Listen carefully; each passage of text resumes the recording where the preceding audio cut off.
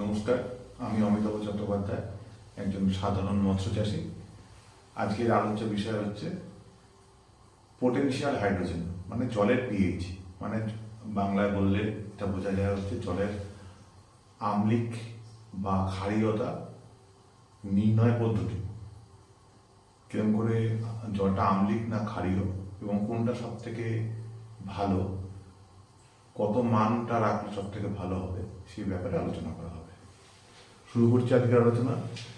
মাছ চাষ করতে গেলে জলের পিএইচ রাখতে হয় 7.5 থেকে 8.5-এর ভেতরে। তা পিএইচ আমরা পিএইচ ব্যাপারটা আমরা জানবো কেমন করে। পিএইচ পরীক্ষা করার জন্য খুব জরুরি এটা, কারণ কিছুদিন আগে একটা ঘটনা ঘটে গেল।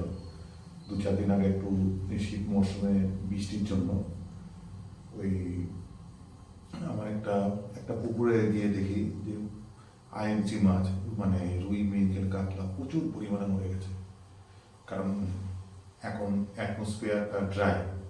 এবার কোনো কারণে বাতাসে নাইট্রোজেনের সঙ্গে যখন বৃষ্টিপাত হয়, প্রথম বৃষ্টিপাতটা নাইট্রাস অ্যাসিড তৈরি করে, নাইট্রোজেনের সঙ্গে মিশে সেটা কোনোভাবে নাইট্রাস অ্যাসিড বা অ্যাসিড রেন, আম্লিক বর্ষণ যাকে বলে, প্রথম বৃষ্টির সময় সেটা হয়। এবার সে ভদ্রলোক জলে বোধহয় চুন বা এই জাতীয় কিছু ব্যবহার করেনি, যার জন্য পিএইচটা ফল করে যাওয়ার জন্য প্রচুর পরিমাণে মাছ মরে গেছে, লাখ লাখ টাকা ক্ষতি হয়ে গেছে। তা সেটা দেখে অ্যাকচুয়ালি ভিডিও চিন্তা করলাম আমরা বিভিন্ন পদ্ধতিতে জলের পিএইচটা মাপতে পারি। সব থেকে সোজা এবং সহজ পদ্ধতি হচ্ছে পিএইচ ইন্ডিকেটর পেপার। এই পিএইচ ইন্ডিকেটর পেপারের ভেতরে এরকম 100-150 টাকার মধ্যে পাওয়া যায়, অনলাইনে পাওয়া যায়, যে কোনো জায়গায় পাওয়া যায়। বিশেষ করে যেগুলো রক্ত পরীক্ষা করা হয় যেসব ল্যাবরেটরি, তারা যেখান থেকে জিনিস কেনে সেখানে পাওয়া যায়। আমাদের পশ্চিমবঙ্গে সব জায়গায় সেটা অ্যাভেলেবেল আছে, পাওয়া যেতে পারে আর কি। তা ইউনিভার্সাল পিএইচ পেপার, এটা যদি খোলা যায়, খুললে দেখা যাবে এর মধ্যে কিছু রং আছে, তার নিচে নম্বর দেওয়া আছে। আর এই সাইডে উঠালে কিছু কাগজের স্ট্রিপ আছে, আর কিছু নেই, এইটুকুই জিনিস। এবার আমরা এই পিএইচ পেপার দিয়ে কিরকম করে জলের আম্লিক বা ক্ষারীয়তা পর্যবেক্ষণ করবো বা মাপবো, এটা হচ্ছে আমার একটা সাধারণ ঘরের কলের জল। এরপরেও আরো পদ্ধতি আছে, সেই পদ্ধতিগুলো আমি আস্তে আস্তে যথাক্রমে দেখাবো। জাস্ট একটা কাগজ ছেড়ে নিলাম। আপনি চাইলে কাগজ বাঁচানোর জন্য এটাকে হাফ করে নিলেও কোনো অসুবিধা নেই, অর্ধেকটা আমি রেখে দিলাম এখানে। এবার এই জলের মধ্যে শুধুমাত্র একবার চোবাবো, উঠাবো, 2-4 বার একটু ঝাড়বো। দেখা যাচ্ছে আগের যে কাগজটা, এই কাগজটা দুটো রঙের পার্থক্য হয়ে গেছে, এবার এই চার্ট পেপারে এটা আমরা ম্যাচ করাবো। দেখা যাচ্ছে 7.5-এর থেকে বেশি সবুজ, 7-এর থেকে বেশি সবুজ, 8-এর থেকে কম সবুজ, একটু কম সবুজ। মানে ভ্যালুটা হতে পারে 7.75 থেকে 7.75 থেকে 80-র ভেতরে। আমার চোখে যতটুকু আন্দাজ করতে পারছি ততটুকুই এটা হবে। মানে 8-এর একটুখানি কম, 7-এর অনেকটা বেশি। এই জলটা মাছ চাষের জন্য খুবই উপযুক্ত জল। আমার নিজস্ব হ্যাচারিতে এই জলটাই চলে, সার্কুলেশন হয়, ওভারের ট্যাঙ্ক থেকে জলটা গিয়ে মাছের বাচ্চা রেণুর ওখানে পড়ে আর কি, বা ডিম ফোটানো হয় এই জলে। আর এই পেপারটাই, এই সবুজ পেপারটা যদি একটু আম্লিক, এই আম্লিক এর মধ্যে একটু অ্যাসিড জল আছে, এই অ্যাসিড জলের মধ্যে যদি চোবাই, সঙ্গে সঙ্গে দেখা যাবে রংটা পাল্টে গেছে, লাল হয়ে গেছে। এটা যদি আমরা এই চাষের সঙ্গে মেলাই, দেখা যাচ্ছে 2-এর থেকে বেশি, 1-এর থেকে কম। মানে এই জলে মাছ কখনোই বাঁচবে না, মাছ মরে যাবে, এই জলে মাছ মরে যাবে। মাছ বাঁচা বা মরে যাওয়ার উপর আরেকটা জিনিস নির্ভর করে, জলের পিএইচটা এবার আমি বলি কত রাখলে সব থেকে ভালো হয়। সেই পুকুরটায় আমি জলের একটুখানি জল স্যাম্পেল নিয়ে টেস্ট করে দেখলাম, পুকুরের পিএইচ হয়ে গেছিল 6.25। তা বৃষ্টি হওয়ার জন্য পুকুরের জলগুলো 6.25। তো আগের জলটা ছিল হয়তো 7 বা তার উপরে, 7-এর কাছাকাছি হয়তো ছিল। এবার আমলিক বর্ষণ যখনই হয়েছে, জলের পিএইচটা ঝপ করে ফল্ট হয়েছে এবং মাছগুলো ঝপ করে মাছগুলো হয়েছে, মানে পুকুর উপরের উপর সাদা হয়ে গেছিল মাছ মরে। এই ক্ষতিটা যাতে কারণ না হয় বা এই সমস্যা যাতে সমাধান করা যায়, তার উপায় হচ্ছে জলের মধ্যে নিয়মিত চুন প্রয়োগ বা ডোলোমাইট প্রয়োগ বা ক্যালসিয়াম কার্বনেট প্রয়োগ। যাই হোক, আপনি যেটা করে অভ্যস্ত সেটাই করবেন, যে পরিমাপে করে অভ্যস্ত সেই পরিমাপে করবেন। করার পরে আপনি জাস্ট একটু টেস্ট করে নেবেন কতটা আসে। মাছ যেমন মরে যায়, 7-এর নিচে যেমন চলে গেলে মাছ মরে যায়, তেমন 8.5-এর ওপরে গেলেও মাছগুলো সব ভেসে ওঠে, ওদের শ্বাসকষ্ট হয়, অক্সিজেন ডিফিসিয়েন্সি হয়ে যায়। তা এর ভেতরে রাখলেই সব থেকে ভালো। 7.5 থেকে 8 এটা হচ্ছে একদম পারফেক্ট মাছ চাষের জন্য, একদম পারফেক্ট পিএইচ। 8.2 রাখতে পারেন, কিন্তু 8.5-এর ওপরে গেলে হবে না, আবার 7.5-এর নিচে গেলেও হবে না। কারণ বলছি, ধরুন আপনার 7 রেখেছে, মাছের কোনো অসুবিধা হবে না, কিন্তু কোনো কারণে যদি অ্যাসিড ড্রেন হয়, জব করে পিএইচটা ডাউনের সব মাছ মরে যাবে। তাই যদি আমি একটু বাড়িয়ে রাখি, পিএইচের মাত্রাটা যদি একটু বাড়িয়ে রাখি, তাহলে কি হবে, যদি একটু অ্যাসিডেন্ট হয় পিএইচটা সামান্য কমবে, 7-এর নিচে চলে যাবে না, 6.5 হয়ে যাবে না। সেই জন্য একটা বোধহয় প্রবাদ প্রবচনও আছে, জল যদি হয় একটু খাট দেখবে তবে মাছের ভার। আদিকালের অনেক দাদু ঠাকুর দাদার আমল থেকে শুনে আসছে কথাটা। যাই হোক, এছাড়াও পরীক্ষার জন্য আরো পদ্ধতি রয়েছে, সেটা হচ্ছে পিএইচ মিটার, এটার ব্যবহার করে দেখাবো। আর তাছাড়া রয়েছে টাইট্রেশন পদ্ধতি, পিএইচ পরীক্ষা করার কেমিক্যাল, রাসায়নিক কিছু তরল রয়েছে এর ভিতরে। দুরকম হয়, একটা হচ্ছে হাই রেঞ্জ পিএইচ টেস্ট করার জন্য, মানে 7-এর ওপরে যদি পিএইচ থাকে সেটা টেস্ট করার জন্য, এবং এটা হচ্ছে নর্মাল পিএইচ 7, এর ভ্যালু হচ্ছে ম্যাক্সিমাম, এটা দেখা যাবে 7.6 ম্যাক্সিমাম এটা দিয়ে আসবে। আর 7.4 থেকে 8.8 পর্যন্ত এটা দিয়ে করা যাবে। দুটোই এপিআই কোম্পানি, খুব ভালো কোম্পানি, এটা আমি অনেক বছর ধরে ব্যবহার করছি।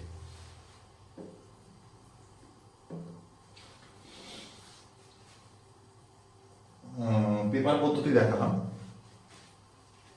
এটা দেখানো হয়ে গেছে। এরপরে আসবো হচ্ছে টাইট্রেশন পদ্ধতিতে। যেহেতু আমরা পেপার পদ্ধতিতে দেখে নিয়েছি যে জলের পিএইচটা 7.5-এর বেশি আছে, 8-এর কম আছে, তার মানে আমরা যদি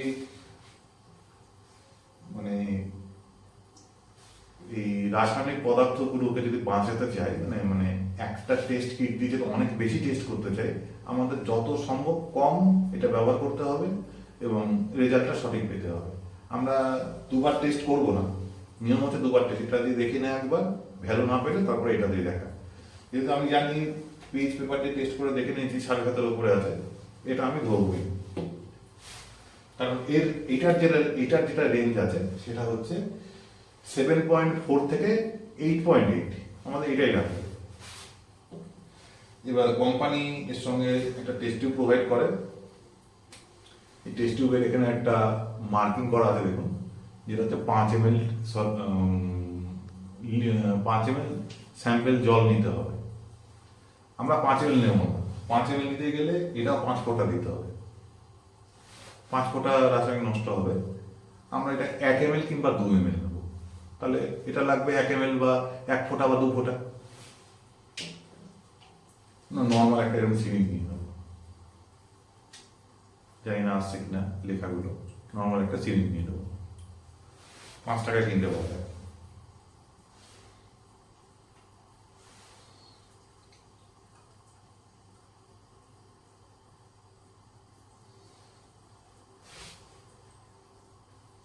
হাওয়া ঢুকে গেছে, একটু হাওয়াটা বের করে নেওয়ার জন্য, মাপটা ঠিক হবে না নইলে।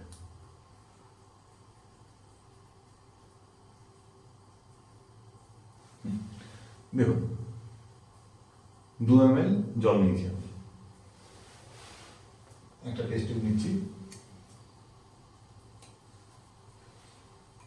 2 ml জল জলে দিয়ে দিলাম, সাধারণ ব্যাপার, রেখে দিলাম।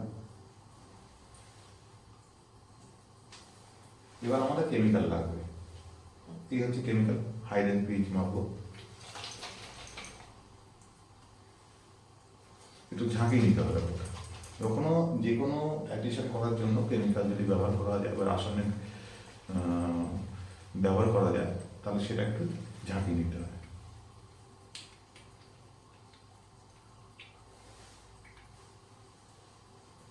জল স্বচ্ছ দেখা যাচ্ছে, তরলটার মধ্যে দিচ্ছি, তরলটা লাল রঙের, 2 ফোঁটা দিলাম।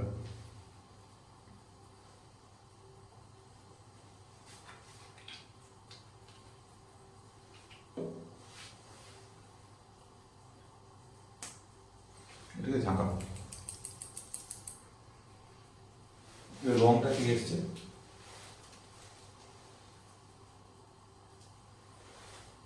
এর পাশে রাখলে দেখা যাবে 7.8, ভ্যালু দেখাচ্ছে 7.8, তাহলে আমাদের জল মোটামুটি ঠিক আছে। 7.8 না, একটু যদি ওয়েট করে 8 দেখা যাচ্ছে, 8 পাচ্ছি আমরা, 8 ভ্যালু পাচ্ছি, 8 ভ্যালু পেলে এটা ঠিক আছে, কারণ আমার এখানে জলটা, আমার এই জলটা মাপা আছে, এই জলটা ভ্যালু 8, কিন্তু ওই একই টেস্ট টিউবের ভেতরে আমি যদি একটু এই অ্যাসিড জলটা যেটা ছিল এটা যদি একটুখানি দিয়ে দিই, দেখুন রংটা একটু চেঞ্জ হয়ে গেল, সঙ্গে সঙ্গে লাল হয়ে গেল।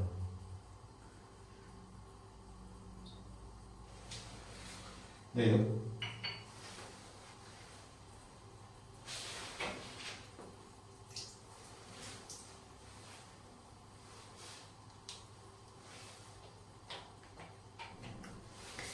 এটা গেল হচ্ছে টাইট্রেশন পদ্ধতি হয়ে গেল আমাদের। এরপরে হচ্ছে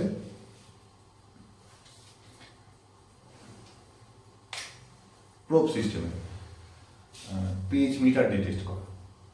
পিএইচ মিটারটা শেষে কেন বলছি, এটা একটু ঝামেলা আছে বলতে প্রথম কেনার পরে এটাকে ক্যালিব্রেট করতে হয়। 3 রকম পিএইচ পেপারের সঙ্গে পিএইচের 3 রকম কেমিক্যালের ছোটো ছোটো 3টে প্যাকেট আসে, সেটার মধ্যে 250 ml জলের মধ্যে প্যাকেটগুলো ঢেলে এটাকে ক্যালিব্রেশন কাউকে কোনো একটা এক্সপার্টকে দিয়ে করিয়ে নিলে তাহলে সেটা আজীবন চলবে। আমি যেমন আমার ক্যালিব্রেশনটা করা আছে, এই জলটা নেব, অন করলে এই 0 হয়ে যাবে সব।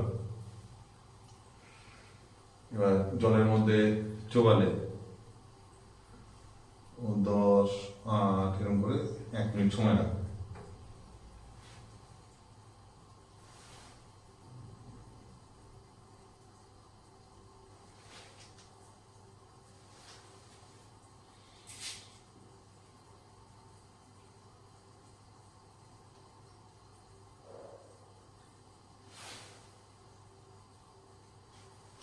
এই 7.8, 9, 8, 8.1 আবার 8, 7.9,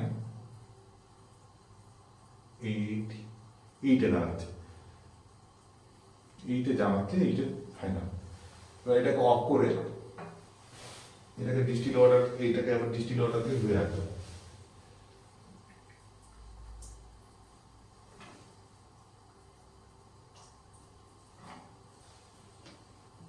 তাহলে এটা এই জীবনটা অনেকদিন চলবে আর কি।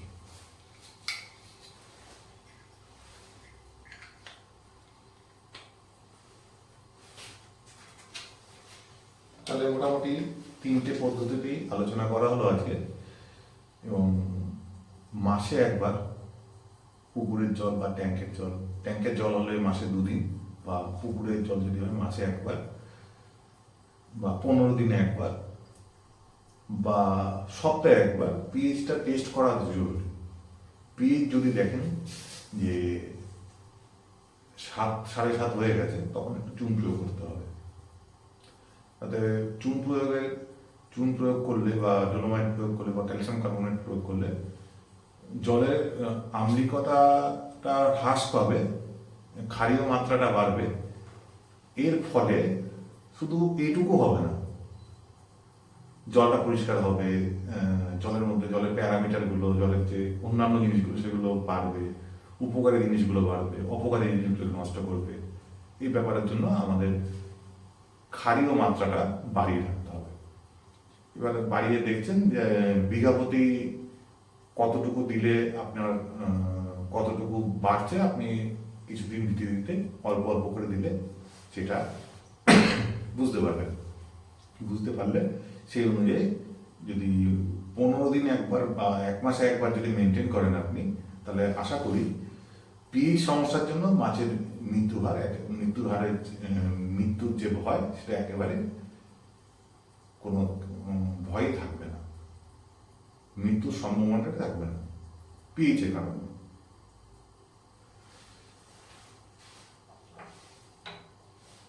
পিএইচ মেনটেন করার সঙ্গে সঙ্গে আপনাকে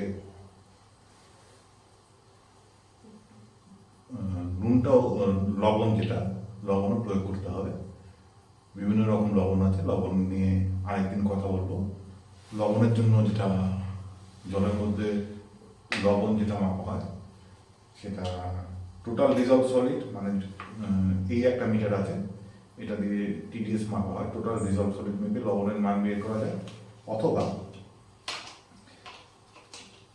আপেক্ষিক গুরুত্ব, মানে স্পেসিফিক গ্র্যাভিটি মেপে সেটা দিয়েও লবণের ইয়ে করা যায়। আরেকটা ভিডিওতে এই দুটো যন্ত্র সম্বন্ধে বলবো, এবং এর উপকারিতা, লবণের উপকারিতা সম্বন্ধে কথা হবে।